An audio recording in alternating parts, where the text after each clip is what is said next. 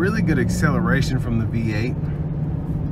And one thing I like about it is with 210,000 miles, really linear acceleration. It's not like a lot was going on or there was a misfire or anything like that. Still runs relatively smoothly. And I guess the wind is picking up just a little bit.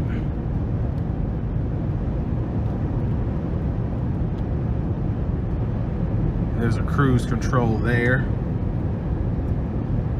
And I will say this, it's a 2012, so I say everything with a grain of salt, but this just drives, it drives heavy. Just how the steering is made, the brake pedal feel, just getting a little vibration there. But the steering is relatively stiff in my opinion.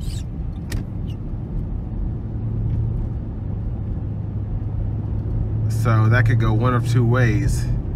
It makes it easy to control, but it also makes it weird to control, I guess.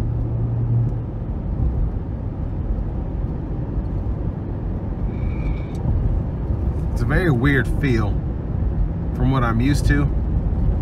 But older vehicles, when it was a big vehicle, it drove big. They weren't trying to make you feel like you're driving a car or make it easy on you. Like, if you want a big expedition, you're gonna get something that drives like a big expedition. And the steering really makes that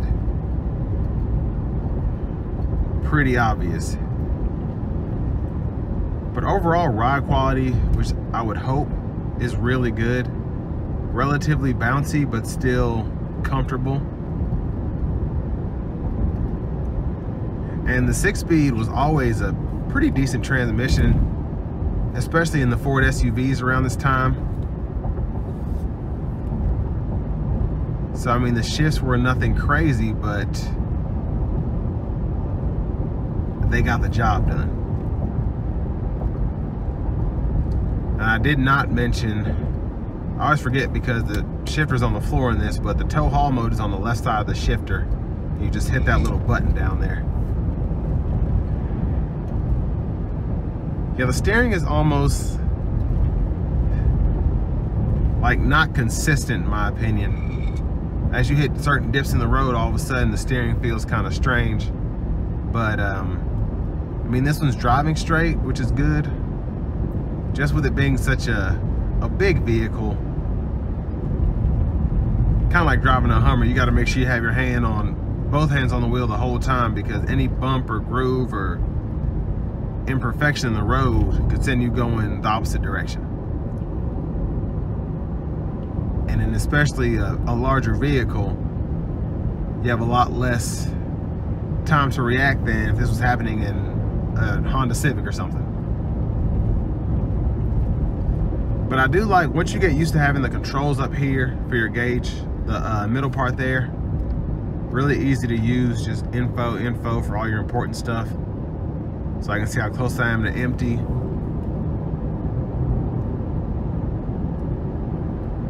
And I like that you have that nice bright green icon there for when the cruise control is on.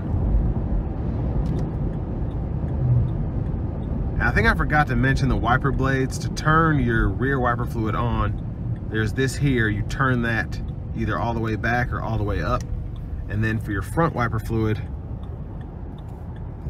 all you have to do is hit the button on the side here. So the whole button goes forward, and then it'll come out like that.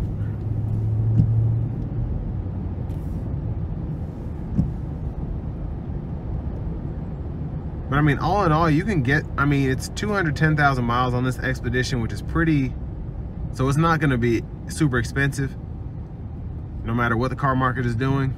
But this one is just driving perfectly. So if you're needing something that you're not going to get great gas mileage in, but is very, very capable in terms of hauling 8 people or towing something large or hauling a bunch of stuff, this is definitely a good option for that.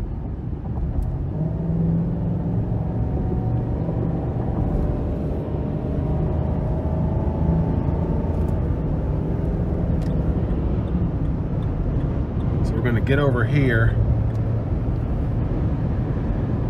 try and get up to speed and see how this handles. I think I got it like 74, 75. Just a little bit of shake in the steering wheel here.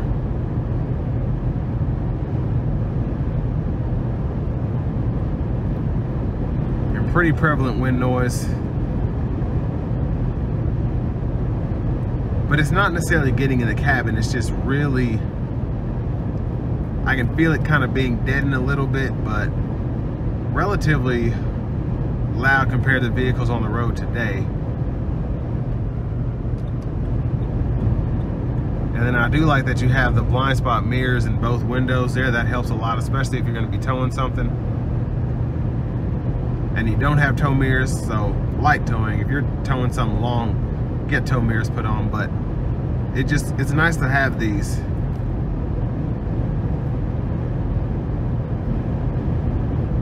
And really most of the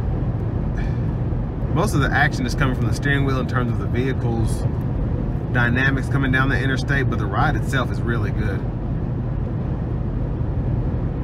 especially for a 2012.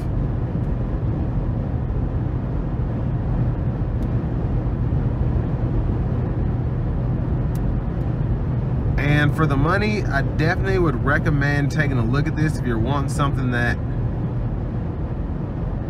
let's say you need a 3-row SUV, but you don't want to pay today's prices of 60 grand plus for just really any Expedition. You're paying 50 plus. This is a really, really good option if you're not scared to fix something if it gets broken, and you think you can get 400,000 miles out of an Expedition. I mean, this will save you a lot of money as opposed to getting a new one or even a certified one. And what I can say about this one, which makes it a good deal and it's probably why it's in such great shape, is whoever bought this bought it certified and only had like 20,000 miles, and then